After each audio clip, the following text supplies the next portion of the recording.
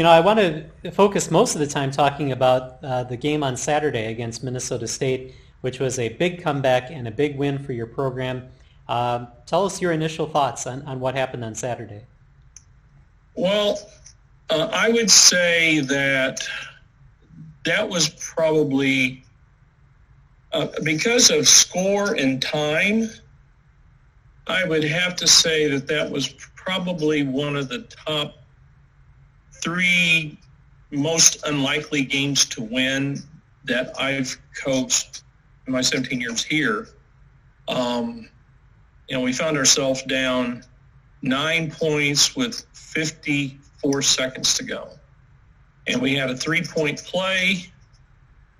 Then they turned it over twice, once in the back court against the press and then the other time in the front court. And both times we got a run out and hit a three. And so we scored 9 points in 36 seconds because we tied the game with 18 seconds to go. Right. And both teams actually had another possession each to try to take the lead or win the game, and neither team scored. But what a great testament to our players' resolve, resiliency, perseverance. We were so disappointed in how we played Friday night, and part of that is on our coaching staff. We didn't do a good job preparing our players for a Mankato zone press. We were more prepared for man-to-man press, and that's basically because of what they did last year, the second time we played them, and we lost by 33. And then based on what they have done the majority of the time so far this season. But, it goes to show you when you have a small sample size with a few games played this year, and probably more than anything, the reason it's a small sample, yes, is because of COVID and a shortened season, but you're playing the same team 2 days in a row. So even though they have played 4 weekends before our game, they had only played 4 teams. And so you don't have as big of a sample size to work with in predicting, anticipating trends and things of that nature. So there's an old cliche that you can't win a game in the first quarter, but you sure can lose one. And that's what happened Friday night. We got down 15-3 to start the game. We had a lot of turnovers both nights, but the big difference Saturday was that we scored on the back of the press many times. Friday night, we didn't score on the back of the press to kind of counter some of your turnovers. But a big plus for us Saturday compared to Friday was also that we out-rebounded them.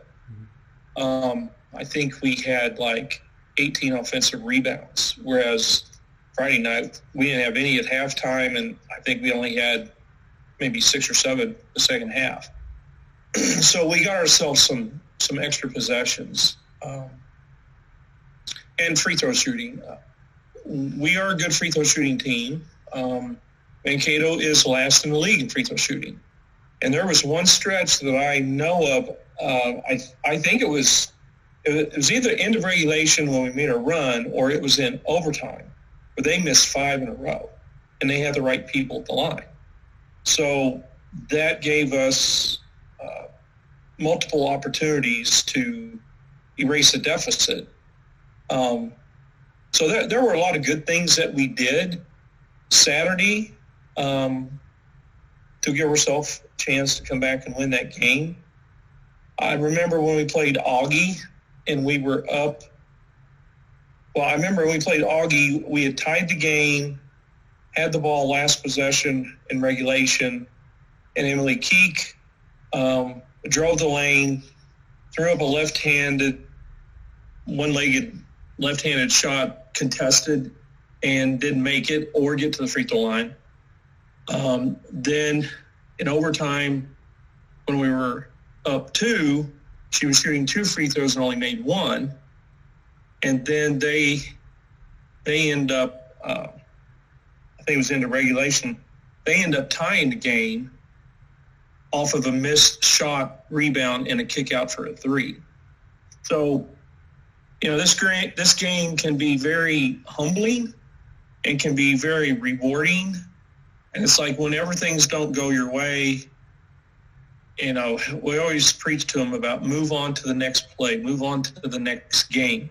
If you're really disappointed in how you performed or didn't execute something in a late game situation, file it away in your memory bank, because you're going to find yourself at some point in time down the road in that position again. And lo and behold, against Mankato Saturday night, Emily Keek, at the end of overtime, we throw it in from the sideline. She gets a drive, left-handed, same thing she had against Augie, but not only makes a shot, but gets fouled and converts the and one. So that was fun and refreshing for me personally, to see her not be afraid to be in that position again, and then to be rewarded for executing what she didn't do against Augie. So that's how you grow. That's how you get better from experience. And Maddie, it was a great. It wasn't a feel-good experience for Maddie on Friday night. We started her both nights, but it was a wake-up call for her with regards to how to attack different kinds of presses. And she had a bunch of turnovers and got frustrated and overwhelmed a little bit, but it was not a feel-good experience, but it was a great learning experience. And what I loved about her is, even though she only played like 9 or 10 minutes Saturday night, she was much more calm and focused than she was Friday night.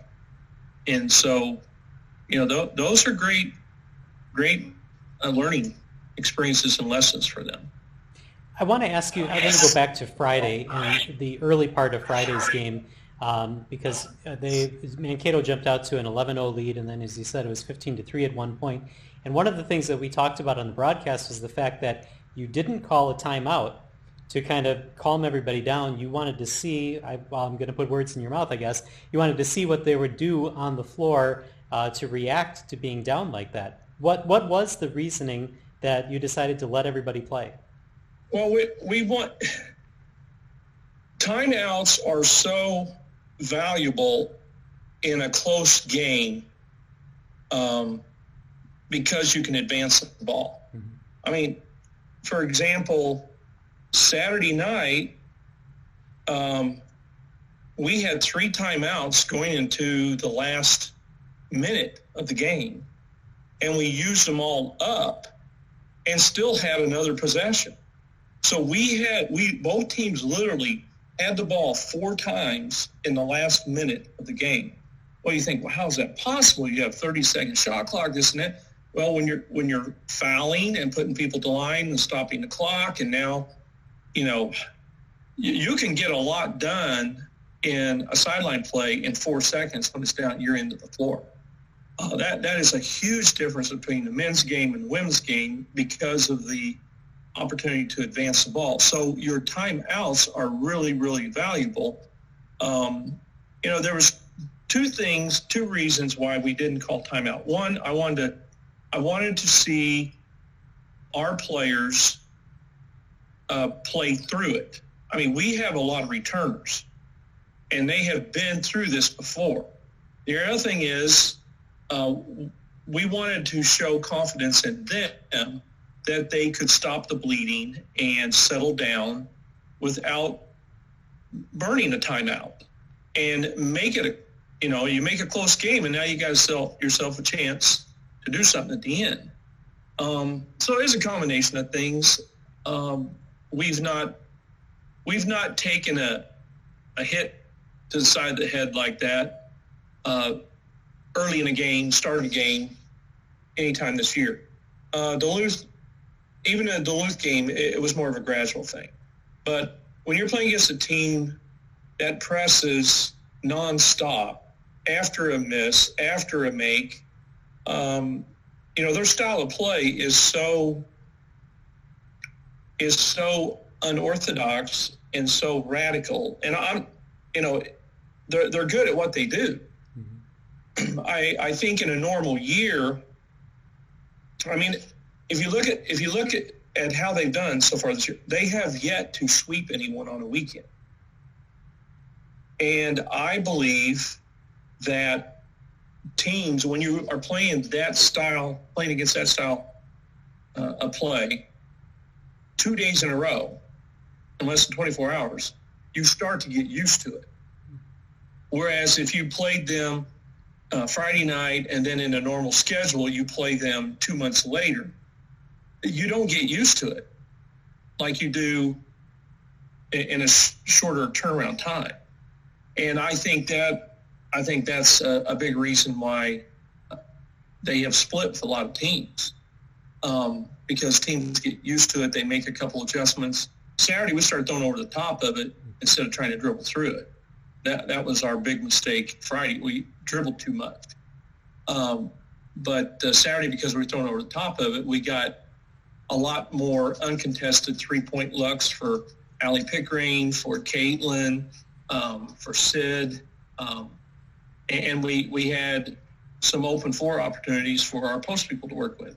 But I thought our post people did a really good job in the half court passing to each other.